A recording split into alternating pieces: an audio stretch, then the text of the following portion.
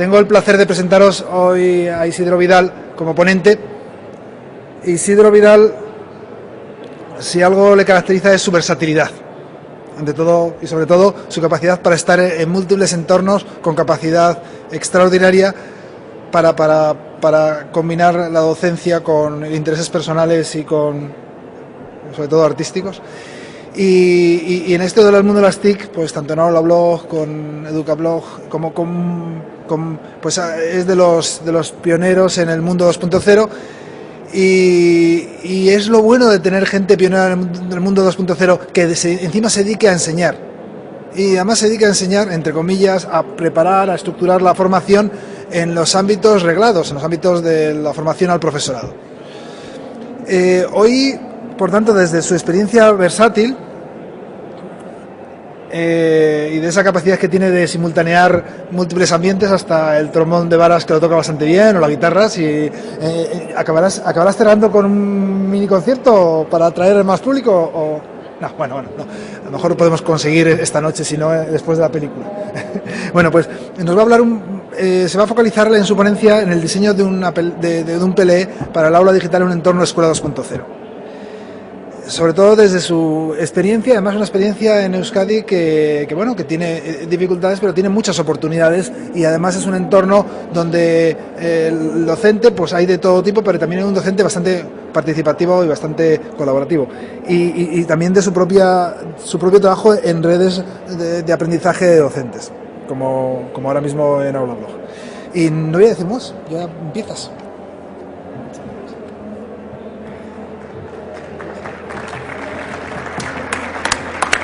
Bueno, muchas gracias, Javier. Gracias a Educarred por invitarme a estar esta tarde con todos vosotros. Voy a comentar cómo veo yo todo este tinglado de la Escuela 2.0, los blogs, los wikis, y si tenemos la presentación, pues mejor. ¿Se me oye bien? ¿Ahora? Mejor. Nada, ahora así sí, bien. Bueno, mi comunicación la he titulado un poco en sintonía con lo que últimamente se está trabajando en la red, que es ¿qué es esto de un PLE? Hasta hace unos años no hablábamos de blogs, wikis, aplicaciones, pero desde hace 2 o 3 años hablamos de entornos personales de aprendizaje. Bien. Esto que vamos a desarrollar tiene unas bases que todos tenemos que cumplir, en la cual estamos trabajando y que creo yo que nos obliga a ir en una determinada línea. Tenemos un panorama educativo del cual no nos podemos apartar. Ese panorama educativo nos plantea que tengamos que estar en una necesidad continua de un aprendizaje permanente. Esto no se termina con la universidad, con el bachiller, con un centro de iniciación profesional. Necesitamos que nuestros alumnos aprendan a aprender, sean conscientes de su propio aprendizaje, sean protagonistas de lo que quieren realizar. Y estamos inmersos en un nuevo concepto de alfabetización, en el cual la multimedia, las pantallas nos provocan y nos obligan a estar en continua crisis con nosotros mismos. Tenemos que entrar también a generar entornos virtuales de aprendizaje, y todo eso provoca que el profe o la profe y los alumnos ya no podemos seguir manteniendo los mismos roles, en el cual el profesor es la persona que sabe, que desarrolla una clase magistral, y los alumnos son los que reciben esas lecciones. Además, desde hace 2 años o 3 años estamos inmersos en un programa que es la Escuela 2.0, que ha puesto en las aulas, en algunas aulas, tecnología para empezar a trabajar en una determinada línea. Ha convertido el aula en digital, pretende que las TIC sean funcionales y que sean invisibles, y que esto es un camino que ha empezado no ahora, hace 3 años, ha empezado hace tiempo, pero que con un apoyo institucional pues ha puesto más aparatos en la escuela. Otro marco que nos lo dice el currículum son las competencias básicas, que igual hay que repetirlo, pero es que es así, pero que nos dicen que los alumnos al terminar la educación secundaria obligatoria tienen que ser ciudadanos, que tengan posibilidades de realizarse profesionalmente y que sean ciudadanos activos, inmersos en un entorno en el cual puedan dar respuesta a los problemas que se les plantea, que se puedan incorporar a la vida adulta de una manera satisfactoria y que sean capaces de desarrollar un aprendizaje permanente, eso que veíamos anteriormente. Estas competencias integran tanto aprendizajes formales como informales. Con la llegada de Internet a las aulas toma mucho protagonismo todo ese aprendizaje informal que hasta ahora era más bien, estaba más bien en los bordes. En la escuela todo este aprendizaje no tenía cabida. En cambio ahora con Internet casi se ha equiparado entre los dos. Y que además ese aprendizaje informal y formal que forma un conjunto se pueda utilizar en contextos y en situaciones concretas.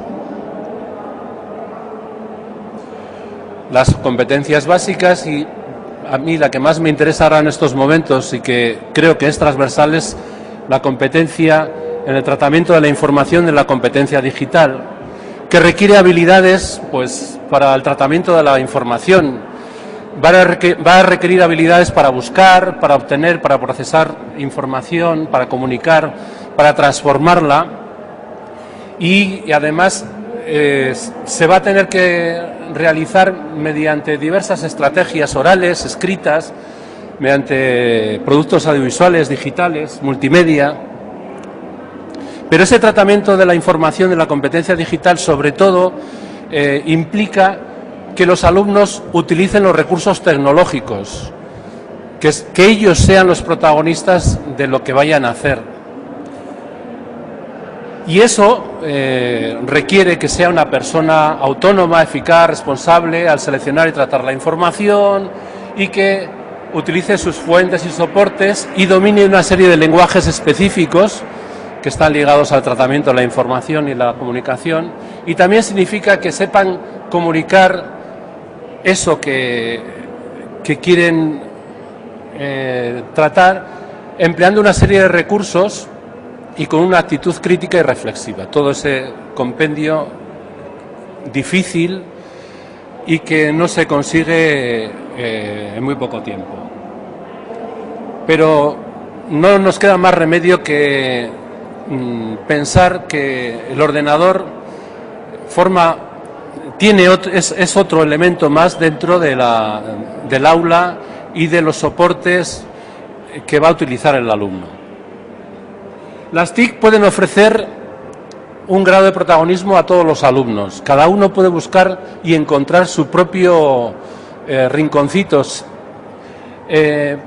También puede favorecer la motivación. Los blogs y los wikis, por ejemplo, pues por mi experiencia le puede dar a los alumnos un puntito que igual no conseguimos con otro tipo de soportes. También podemos recuperar alumnos desahuciados, que ya para ellos la escuela ha sido algo terrible, ya se notan que todas las clases y demás pues parece que ellos no servían para ello, y de repente ven una luz y podemos recuperarlos. También pueden formar comunidades entre iguales, y también puede exigir cambios metodológicos. O no, también se puede seguir haciendo lo mismo, pero sí es verdad que al principio esa motivación que pueden sentir los alumnos enseguida se va a acabar. Eso para el profe o la profe va a ser un bluff. porque yo creo que la red y las metodologías TIC y demás a cada uno nos va colocando en su sitio y no podemos ser lo que no somos. Puede fomentar la creatividad, la autonomía, junto con otros soportes, pero las TIC no dan soluciones mágicas, no van a mejorar el ambiente de la clase y no van a asegurar cambios metodológicos por sí solos. El asunto es saber si seguimos haciendo más de lo mismo o disfrazamos un poco nuestro entorno con pantallas y con actividades TIC. Antes decía Aníbal que si en la mesa que ha habido para empezar esta tarde, que si hacemos actividades con TIC y que esto no va a suponer un valor añadido, que pues es mejor no hacerlo, es mejor seguir haciendo con cuadernos y con libro de texto que hacer cualquier otro tipo parecido a esto. El valor metodológico y didáctico de las TIC va a depender de cada profesor y cada profesora, de qué es lo que está haciendo y cómo lo está haciendo. Y yo creo que se va a mejorar. Este entorno que hemos visto con las TIC tiene una triple pata que se llama el TEPAC, que mañana Judy Harris nos lo explicará, y que tiene una triple pata en cuanto a tecnología, el aspecto disciplinar y el aspecto pedagógico, y que todo ello forma un cóctel que es el que tiene que dar sentido a todo el planteamiento de las TIC. Este espacio nuevo puede estar vacío o puede que lo tengamos muy lleno, pero sí es verdad que lo tenemos que ir amueblando poco a poco, le tenemos que dar sentido. Internet pues es un sitio donde se encuentran las personas, donde se establecen relaciones sociales, donde se confrontan emociones, donde hay aprendizajes, donde se producen valores añadidos, y obviar este espacio pues es condicionar el futuro de nuestros alumnos y de nuestras alumnas. Decía Paulo Freire no hace mucho, y algo parecido a lo de aprender es compartir, y Paulo Freire entonces no tenía nada de 2.0, pero es muy interesante esto que decía, que estudiar no es un acto de consumir ideas, sino de crearlas y de recrearlas, que tiene que ver un poco con todo el espíritu de la Web 2.0. Bien, entonces, visto este panorama, vamos a entrar en lo que puede ser un PLE, un entorno personal de aprendizaje, que sería algo así como una serie de aplicaciones, recursos, informaciones, personas con las que estamos en contacto y que nos dan aplicaciones de la web, los blogs, los wikis, Facebook, LinkedIn, el RSS, y que eso pues ahora actualmente es lo que se llama un PLE, un sitio en el cual nos sirve para aprender como profesionales. Esto no es una plataforma, ni es una aplicación, ni es un software.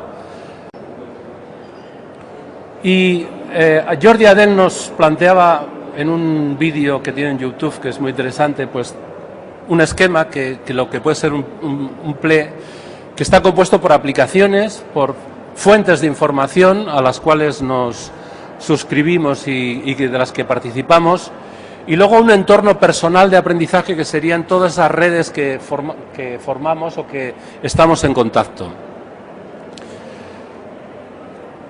Entonces se nos plantea el PLE de aula, PLE de profesor. A mí me parece que es lo mismo, lo que pasa es que cuando tenemos que crear en el aula un entorno personal de aprendizaje de los alumnos, que ellos sean los protagonistas y que sean capaces de gestionar ese entorno personal con ese conjunto de aplicaciones que van a servir para aprender lengua, matemáticas, conocimiento del medio y demás. Esta mujer, no sé inglés, entonces Sue Waters o algo así debe ser, nos plantea un camino que como profesores podemos entrar y que como profesores que entremos en ese camino, pues los alumnos van a estar trabajando. Nos plantea que en principio que nos hagamos una cuenta en Twitter. Igual hasta hace muy poco no era muy conocido Twitter. Desde hace unos años pues es muy famoso por todo lo que ha supuesto en algunas revoluciones, pero también hay algunas otras experiencias que son interesantes. Por ejemplo, este astronauta que actualmente está en la base, está en el espacio y envía sus fotos en tiempo real vía Twitter. Se llama Soichi Noguchi y envía, la última es esta de la Isla del Hierro, pues fijaos que es del 16 de octubre y desde allá arriba nos está viendo y está enviando vía Twitter una serie de informaciones y fotos tales como este. Tiene su canal de TweetPic, que es un canal que va asociado a Twitter, que sirve para enviar fotografías.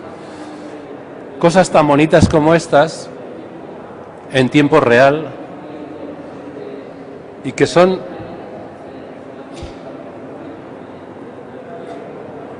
Ese es su usuario en Twitter, AstroSoichi. Si ponéis eso en Twitter, le encontráis. Otra cosa interesante de Twitter es el famoso amerizaje del avión en el río Hudson. Pasaba por allí un señor y desde su móvil emitió al mundo la noticia por primera vez desde su canal de Twitter. Ese es el Twitter que emitió en el 2009, me parece que fue.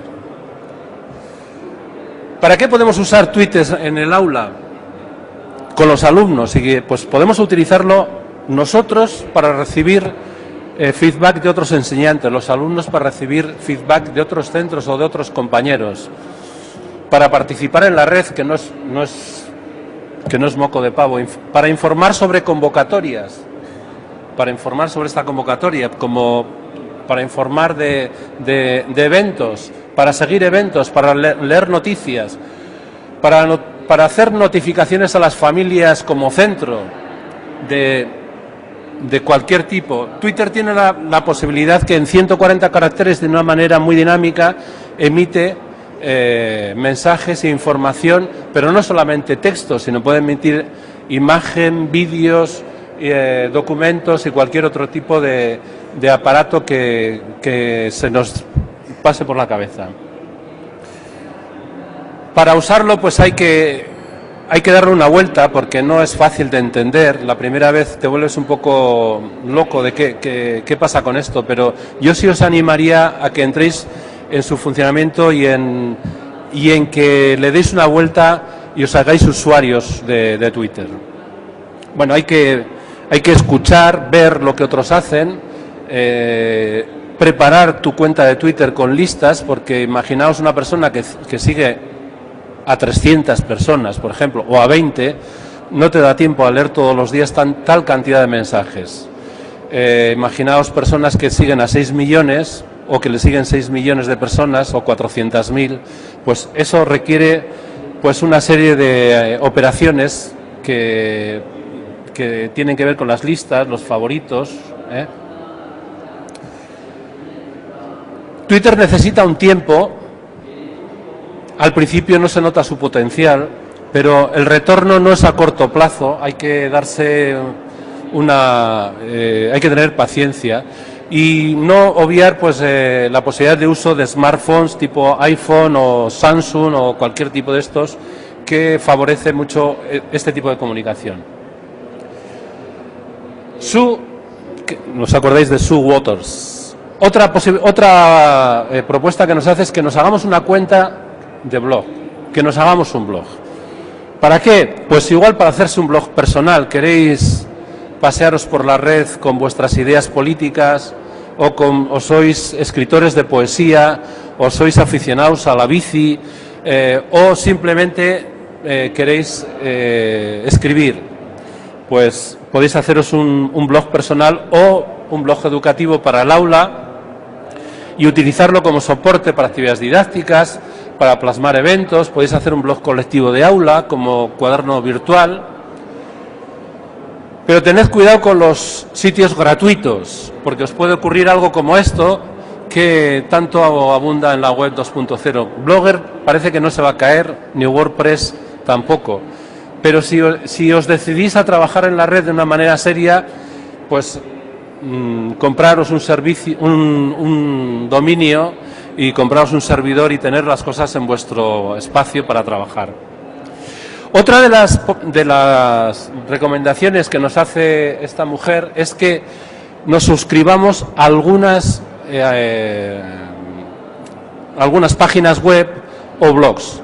Con la llegada de la web 2.0 se pone en marcha una de las tecnologías más interesantes últimamente, que es el RSS. El RSS no es nada más que una posibilidad de que se entiendan las páginas web sin necesidad de estar navegando por la red, por los blogs o las web que nos interesan. Tenemos un lector de RSS y en ese lector de RSS recibimos las noticias de los blogs y las webs que nos interesan. Así que tenemos una cuenta en Twitter, tenemos un blog y tenemos un lector de RSS. Con ese RSS pues podemos estar al día de las novedades, podemos estar online en vez de tenerlo en el ordenador. Si tenemos un planeta de blogs, podemos hacer un RSS de los blogs de los alumnos. Otra propuesta es que tengamos una cuenta de marcadores sociales. ¿Qué son los marcadores sociales? Pues no es nada más que los favoritos que tenéis en el navegador, de favoritos de Explorer o los marcadores de Firefox, que cuando encontráis algo que os gusta, una dirección, un artículo que queréis guardar para que no perderlo, pues le damos al navegador y lo guardamos en favoritos. Tenemos ahí un montón de cosas, pero si vamos a otro ordenador, pues lo perdemos, lo tenemos que transportar de un sitio a otro, pero fijaos la posibilidad de que eso que yo guardo y que a mí me parece que está muy bien, que lo podáis compartir, lo podéis ver vosotras y vosotros sin necesidad de acceder a mi ordenador. Entonces, hay la posibilidad de trabajar con unas aplicaciones online, que serían los marcadores sociales como Diigo o Delicious o Mr. One, y hay alguna más por ahí, que lo que hace es guardar mis enlaces favoritos y vosotros podéis consultar lo que yo guardo y enteraros de cuáles son mis intereses, y si yo hago algunas guardadas interesantes, pues también las podéis guardar. Y por eso se llaman marcadores sociales, porque están en común para toda la red de Internet. Estos marcadores sociales los podemos utilizar en clase y lo pueden utilizar los alumnos. Podemos tener una cuenta, o cada alumno puede tener su cuenta de marcadores sociales, en la cual pues puede servir para hacer trabajos de investigación sobre algunos temas, quizás más en la ESO o en bachiller, pero en quinto o en sexto de primaria se puede hacer algún intento y empezar a trabajar con eso. Es una manera de enseñar a trabajar con etiquetados y que puede ser interesante para desarrollar esas competencias digitales. También podéis participar en alguna red, pues como por ejemplo pues Aula Blog. Podéis participar y por aquí también está Mar de Andatic, y hay algún otro compañero y compañera que... ¿Qué es lo que te va a pasar al trabajar en una red? Pues sobre todo vas a encontrar gente... Me he ido para atrás. Gente interesante, con la que vais a poder compartir, la que vais a poder conversar, encontrar apoyo.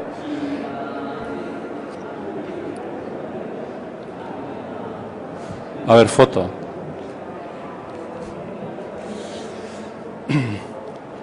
Eso hace que podáis resolver dudas y en algunos momentos podáis encontrar pues caminos que igual en algunos momentos pues no podíais solucionar. Hay momentos también en los cuales hay mucha soledad en la red, porque bueno, pues esto de las TIC es muy particular, y las redes sociales, pues pero cuando hablamos de redes no vamos a pensar ni en Ning ni en aplicaciones, sino en personas que tienen intereses comunes y que trabajan con una idea. También podemos trabajar en red con el alumnado, empezar a utilizar foros dentro del aula con otros centros, hacer trabajos colaborativos, hacer trabajos, un centro con Chile, trabajar con videoconferencias. Hay que dejarles que sean protagonistas de la clase. Ya hemos sido bastante protagonistas nosotros y hay que dejarles que ellos sean los protagonistas y nosotros empezar a estar en un plano de acompañantes, de favorecedores de un proceso. ¿Tenemos conexión a Internet? Bueno, y que David Álvarez lo recoge, dice que para hacer todo esto que hay que empezar poco a poco y con ayuda de un acompañante. Se habla de los nativos digitales, los inmigrantes digitales. A mí me gusta comentar el tema de los peregrinos digitales, que es una propuesta que hizo hace tiempo Tiscar Lara y que nos plantea pues una situación diferente. Vamos a ver esta presentación. ¿Le das a pantalla completa? Ahí a la derecha, ese. ¿Y audio subes?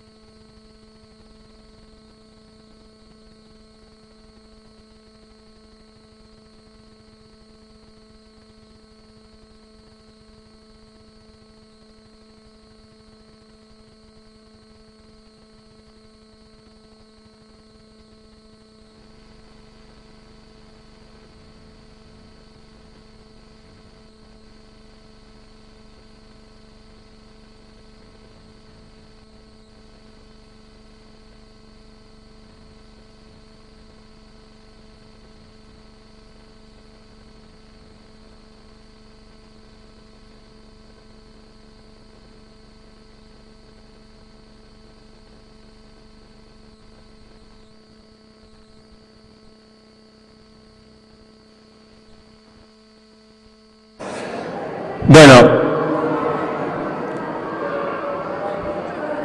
pues la tenéis colgado en SlideShare. Si ponéis en Google Peregrino Digital SlideShare, la tenéis la presentación y la veis cuando queráis. Está basado en un artículo de Tiscar que tiene que ver con esto del acompañante, en el cual, este es un camino en el cual empezamos y hace tiempo que hemos empezado y estamos unos en una parte del camino, otros están. Tampoco es lineal este camino y tiene muchas moradas en la cual nos encontramos. Una morada es esta, en la cual pues nos sirve para reponer energías y demás. Otra de las cosas que nos plantea que, bueno, pues que utilicéis el nombre para todas las aplicaciones, el mismo nombre, compartir lo que hay en la red, todo lo que se toma de ella, que podéis preguntar y contestar tanto como se quiera, que probéis herramientas, no tengáis miedo que no vais a estropear nada, y que si todavía no os habéis hecho en un blog o si tenéis blog, que naveguéis, que comentéis, que hagáis comentarios, y que eso poco a poco pues va generando una lista de lectores de vuestros. Ese play nuestro en el aula, pues yo creo que tendría que dar protagonismo al alumno, ya lo he dicho varias veces, que creen agentes de su propio aprendizaje, que sea un aprendizaje significativo, funcional, y que establezcan relaciones horizontales, porque hay veces que empezamos a trabajar con las TIC y les decimos, yo lo he hecho, mándame el trabajo por correo electrónico. Entonces se siguen manteniendo las mismas relaciones unidireccionales y siempre de ellos hacia mí, o sea, siempre así. Entonces tenemos que romper eso también, tenemos que intentar que se planteen relaciones horizontales. trabajar espacios colaborativos en los cuales todos estén editando al mismo tiempo y que no tengan que enviarte nada, sino que eso también va a favorecer también los procesos de evaluación y que la evaluación esté basada en el proceso y no tanto en el producto final, ¿no? Y que sean trabajos a largo plazo, que no sean trabajo de hago ejercicio, me lo devuelves y yo te corrijo. En algún momento puede haber, yo creo que no tenemos que pasar, tiene que haber de eso y tiene que haber de todo, tiene que ser diverso para que todos tengan su momento y su espacio, pero que tenemos que romper la unidireccionalidad y sobre todo de ellos hacia nosotros. Bueno, pues muchas gracias y eso es todo.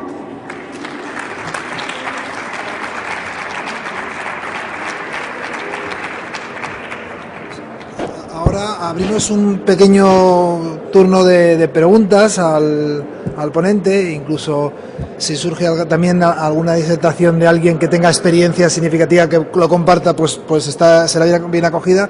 Y lo único que no sé es quién tiene los micrófonos. Ah, ahí está, vale.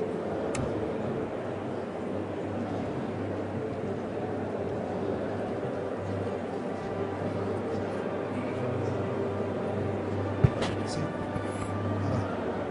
Primera pregunta por aquí a la izquierda. Hola, bueno, me gustaría preguntarle, para empezar en primaria, en concreto yo soy profesora ¿Primaria de qué curso? Ciclo medio, tercero de primaria, ¿por dónde empezaron? O sea, ¿qué aconseja usted?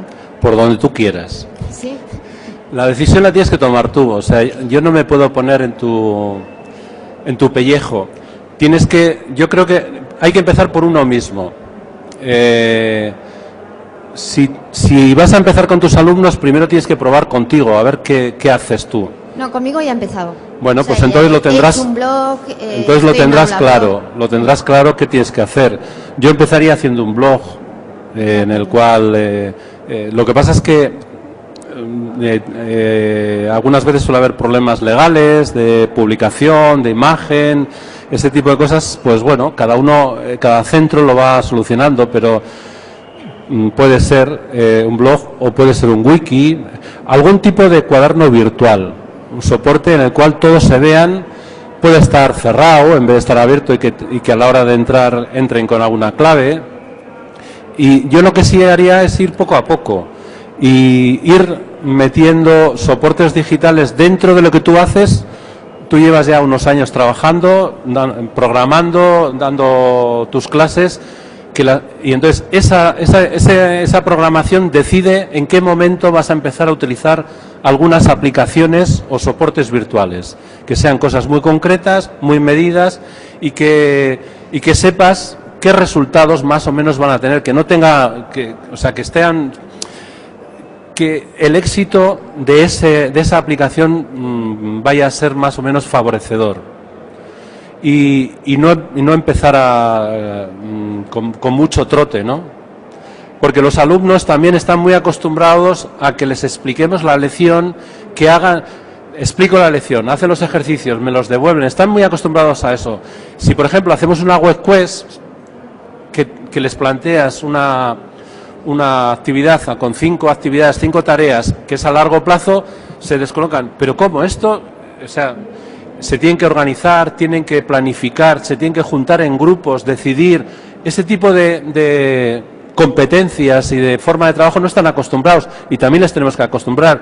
Igual no hace falta que empecemos a trabajar con el blog, empecemos a reunirles por grupos y que se acostumbren a trabajar a largo plazo. No, eso no solamente se hace con los blogs, también se hace haciendo un mural. Vamos a hacer un mural sobre la primavera y vamos a trabajar en grupos. A ver, el grupo, tenéis que decidir, hay una persona que toma las decisiones, tienen que decidir. Cuando se juntan en grupo se montan unos ciscos impresionantes porque no saben.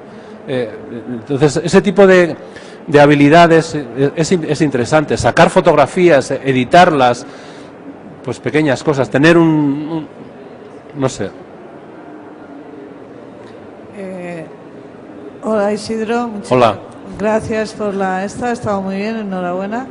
Yo quería preguntarte, porque me parece que has mandado un mensaje muy interesante, que efectivamente la dirección sigue siendo bidireccional y tenemos que trabajar en un plano horizontal, ¿no? Y enlazando con la pregunta que te hacía la compañera, pues el tema de los blogs también siempre o las wikis o las web quests y tal, siempre estamos focalizándolas en nosotros.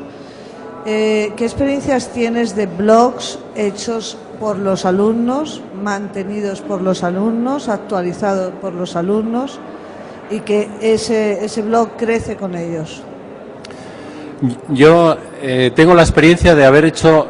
Yo soy profesor de música, aunque ahora estoy en una comisión de servicios con el programa de Escola 2.0 en el País Vasco, pero pues yo en los últimos 14 años he estado en el primer ciclo de la ESO dando música y luego dando una opcional que era taller de blogs. Y en la opcional era taller de blogs en primero y en segundo. Y la música pues tenía 5 blogs de aula colectivos. No he hecho blog individual. Lo que yo he visto es que hay que estar encima, pero como hay que estar encima para todo el resto de cosas. Si mandas hacer ejercicios en el cuaderno, tienes que estar encima para ver cómo lo hacen, a ver si lo han entendido, y en el blog es igual. Tienes que recordar, a ver, para dentro de 15 días me vais a escribir algo sobre Elvis Presley. Este grupo sobre Elvis Presley. Vosotros vais a hacer sobre... ¿os acordáis que habíamos quedado para tal día? Luego... Lo que pasa es que está muy medido también, está muy medido en el sentido de que yo voy marcando las actividades y qué es lo que tienen que hacer. El dejar un entorno personal de aprendizaje, que es algo mucho más dinámico, mucho más abierto, mucho más libre, yo creo que se tendría que ir dando en la medida que ellos sean capaces de ir gestionando ese tipo de aplicaciones. Hasta entonces yo creo que hay que ir controlando un poco el entorno, el trabajar en una red y que entre en esa red para interactuar entre ellos. No están acostumbrados a interactuar entre ellos. Pues el blog puede servir para dejar comentarios. Os doy 0,25 céntimos de punto si dejáis comentarios a los artículos que han escrito los compañeros y compañeras. Entonces pues van entrando y tal. Y bueno, pues es enseñar dinámicas diferentes, que si no tienes un blog no existen esas dinámicas. Ese entorno personal de aprendizaje, los alumnos lo hacen en casa, se supone.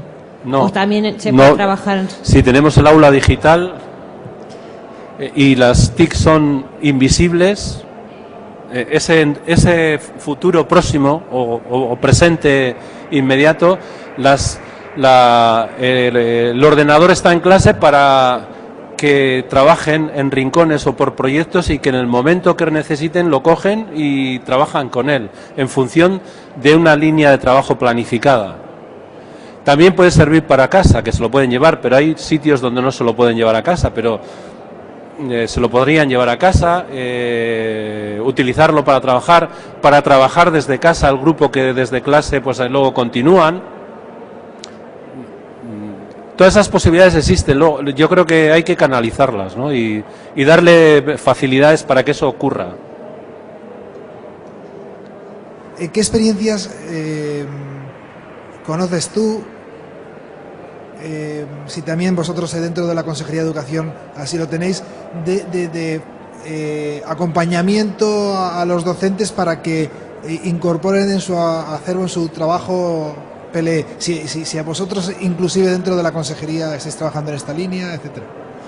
Bueno, en el País Vasco este año empiezan en primer ciclo de ESO, y lo que se ha hecho es durante estos años todos los profesores de quinto, cuando empezó quinto, luego fue sexto, todos los profesores tutores, profesor de inglés y profesor de pedagogía terapéutica, han tenido 2 horas de formación semanal en los centros de profesores.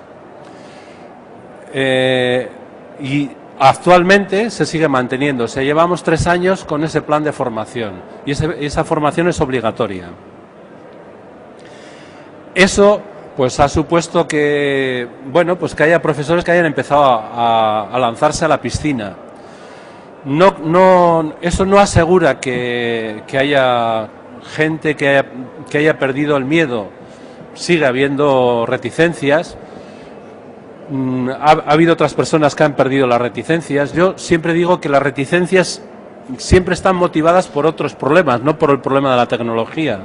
A mí me parece que la tecnología de repente te quita tus argumentos de profesor que sabe y que tiene el orden y el mando de la clase, y que de repente se plantean una serie de situaciones que hasta ese momento no has experimentado y da inseguridad. Entonces hay compañeros y compañeras que a mí me parece que eso provoca estadios no controlados y que nos gusta mucho controlar, ¿no? Yo creo que también se puede controlar de otra forma, ¿no? Y entonces la formación, ese acompañamiento, pues puede favorecer, pero esa formación tiene que ir acompañada de la creación de redes de todo tipo, de redes en función de trabajos, de proyectos, etcétera.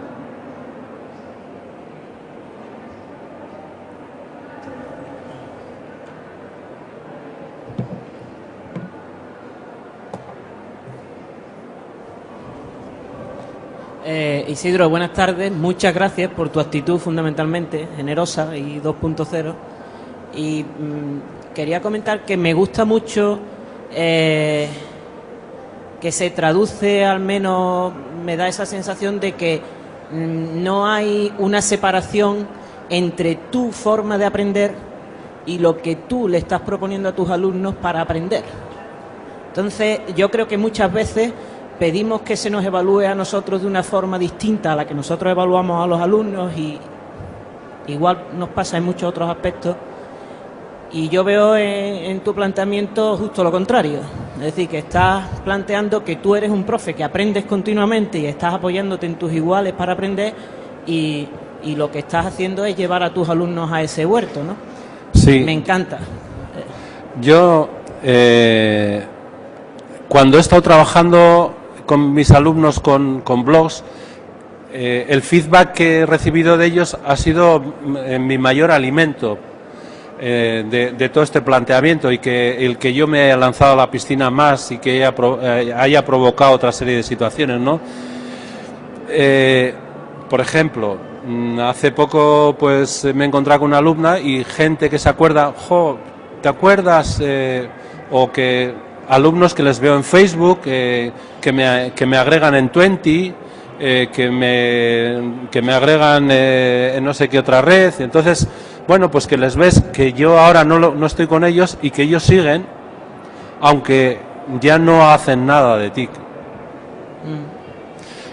Y sí es verdad también lo que comentaba la compañera, es que lo que tú seas en la red como profe, así va a ser en clase. O sea, si tú en la red no estás en la red, tampoco eso no se va a transmitir al aula. Por eso a mí me parece que el entorno personal en el cual yo estoy se va a proyectar sin querer al aula, y se va a crear un entorno personal muy medido, a la medida de los alumnos que están en ese momento ahí, ¿no?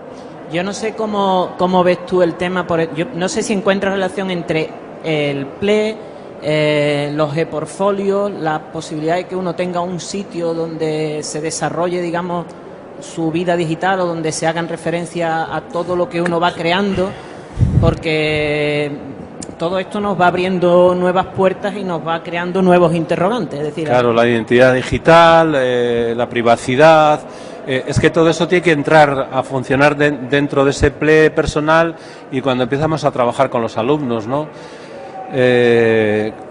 Sí, es que hay que entrar ahí. Esto que he comentado aquí es un poco como la base, pero luego enseguida se va complicando, ¿no? El portfolio, el tener cada alumno, el que tenga su propio portfolio, que puede ser un blog personal o un espacio web donde le enseñamos a gestionar, pero para que eso lo haga, no sé, en la ESO o en bachiller, pues antes hay que empezar a trabajarlo. Pero no quiere decir que se trabaje el portfolio, sino que es lo que comentaba antes, para trabajar en grupo de manera colaborativa en la red hay que saber trabajar en grupos de manera presencial. Si no se sabe trabajar en grupos y no sabemos colaborar, pues en la red tampoco vamos a colaborar. Muchas gracias. Para eso también ocurre lo mismo. Yo también te felicito porque me ha encantado y esto último me hace volver a una de las diapositivas que utilizabas y es, o sea, un ple o varios ples, un ple personal y ples de aula, teniendo en cuenta que la red es una red pública donde todo el mundo te ve. No, tú puedes preservar esa y puedes hacer que sea un entorno para ti. Lo que pasa es que a mí me parece que no hay que tener miedo a la red, porque la red da un puntito que es muy interesante, un puntito y que yo creo que se puede controlar, un puntito de entrar en contacto con personas que jamás pensabas que podías entrar en contacto. Por ejemplo, con el compañero que hablaba ahora, pues yo entré en contacto con él presencialmente después de 3 años de vernos en el blogs y demás, ¿no? ¿Y cómo ha sido eso? Pues ha sido un poco la magia de la red, o sea, y que de repente que alumnos que han escrito un artículo, que haya una persona de Colombia que le escriba un comentario y diga, ¿cómo me gustó lo que escribiste sobre esto? Y entonces diga, ¿y este por qué me escribe? Y que se empiecen a plantear qué es lo que ha ocurrido ahí, me parece muy interesante también. Lo que yo planteo es si, por ejemplo, si el ir a un ple solo, que sea personal, o sea, que sea profesional del docente y sirva, si no es gradual, por ejemplo, a la edad de los alumnos. Es decir, yo en la universidad, efectivamente, mi ple personal puede ser de enorme aliciente o interés, como los ples de mis alumnos pueden ser también aliciente para mí. Pero yo creo que a lo mejor, si no se mantiene el criterio de edad, por ejemplo, sí, puede ser muy lioso, ¿no? En quinto de GB, no, en quinto de educación primaria, es un entorno mucho más cuidado, mucho más reglado, más controlado. Yo creo que hay que controlar un poco los pasos y hay que ir planificando qué es lo que se va a hacer. Lo que pasa es que yo creo que sí tienen que utilizar aplicaciones y que tienen que entrar en contacto o saber relacionarse, y tienen que alfabetizarse en ese tipo de... Ellos ya tienen una cierta alfabetización y saben pues trabajar con una serie de pantallas y aparatos, ¿no? Ellos no se plantean qué competencias digitales tienen, nos lo planteamos nosotros. No tenemos competencias digitales, a ellos les da igual, cogen un cacharro, chas, y no se lee ninguna información y saben, bueno, aquí cómo hago para... Porque utilizan recursos de un aparato a otro. ¿Cómo hago para que suene? ¿Dónde está? Y saben que en algún sitio hay algo que lo han encontrado en otro aparato y que en este otro aparato también puede ser, ¿no? A nosotros eso nos cuesta llegar a ese tipo de generalizaciones. Ellos lo tienen casi naturalmente, ¿no? Entonces hay que utilizar eso y que lo utilicen para aprendizaje y controlar un poco para que... Entonces yo creo que tiene que ser controlado. Lo que pasa es que es un ple entrecomillado, ¿no? Lo que pasa es que ahora actualmente ya no hablamos de aplicaciones, sino que hablamos de ple, o sea, sería ese conjunto de aplicaciones, entorno y formas o sitios a los cuales acuden para aprender y relacionarse, que sea su sitio, de ese entorno virtual que tienen que ir vistiendo, ¿no? Como el tiempo ya se nos acaba, así que a modo de resumen, bueno, aparte de agradecer enormemente que Isidro nos haya aportado su visión además desde la práctica, sí que nos quedamos con que, verdad, hacer teoría del ple es un poco complejo, porque ya te doy y que lo único que nos queda es aquellos que no están animados, pues que empiecen con el ple, y aquellos que ya estén animados que plericen más y que lo extiendan todo lo que puedan y más. Muchas gracias a todos. Un aplauso. Múltiples ambientes, hasta el trombón de varas, que lo toca bastante bien, o la guitarra. Si acabarás cerrando con un mini concierto para atraer más público, o no, bueno, no. A lo mejor lo podemos conseguir esta noche, si no después de la película. Bueno, pues nos va a hablar se va a focalizar en su ponencia en el diseño de un PLE para el aula digital en un entorno Escuela 2.0. Sobre todo desde su experiencia, además una experiencia en Euskadi que tiene dificultades, pero tiene muchas oportunidades, y además es un entorno donde el docente, pues hay de todo tipo, pero también es un docente bastante participativo y bastante colaborativo, y también de su propio trabajo en redes de aprendizaje de docentes, como ahora mismo en Aulablog. Y no voy a decir más, ya empiezas.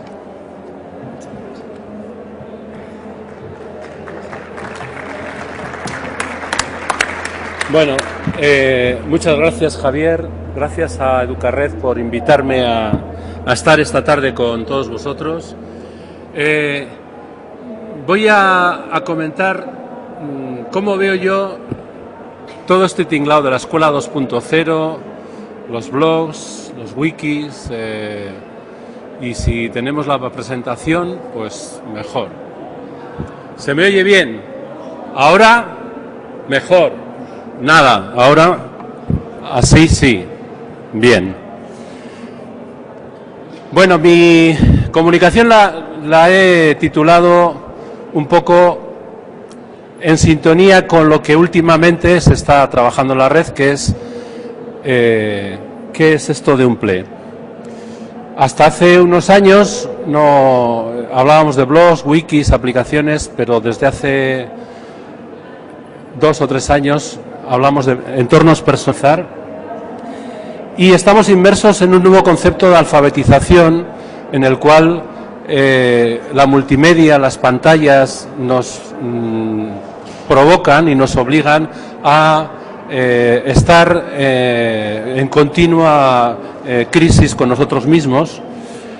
Tenemos que entrar también a generar entornos virtuales de aprendizaje, y todo eso provoca que el profe o la profe y los alumnos ya no podemos seguir manteniendo los mismos roles, en el cual el profesor es el que, la persona que sabe, que desarrolla una clase magistral, y los alumnos son los que reciben esas lecciones. Además, desde hace 2 años o 3 años estamos inmersos en un programa que es la Escuela 2.0, que canales de aprendizaje. Bien, esto que vamos a desarrollar tiene unas bases que todos tenemos que cumplir, en la cual estamos trabajando, y que creo yo que nos obliga a ir en una determinada línea. Tenemos un panorama educativo del cual no nos podemos apartar. Ese panorama educativo nos plantea que tengamos que estar en una necesidad continua de un aprendizaje permanente. Esto no se termina con la universidad, con el bachiller, con un centro de iniciación profesional. Necesitamos que nuestros alumnos aprendan a aprender, sean conscientes de su propio aprendizaje, sean protagonistas de lo que quieren realizar. Tengo el placer de presentaros hoy a Isidro Vidal como ponente. Isidro Vidal, si algo le caracteriza, es su versatilidad, ante todo y sobre todo su capacidad para estar en múltiples entornos, con capacidad extraordinaria para combinar la docencia con intereses personales y sobre todo artísticos. Y en esto del mundo de las TIC, pues tanto en Aulablog, con Educablog, pues es de los pioneros en el mundo 2.0, y es lo bueno de tener gente pionera en el mundo 2.0 que encima se dedique a enseñar, y además se dedica a enseñar, entre comillas, a preparar, a estructurar la formación en los ámbitos reglados, en los ámbitos de la formación al profesorado. Hoy, por tanto, desde su experiencia versátil y de esa capacidad que tiene de simultanear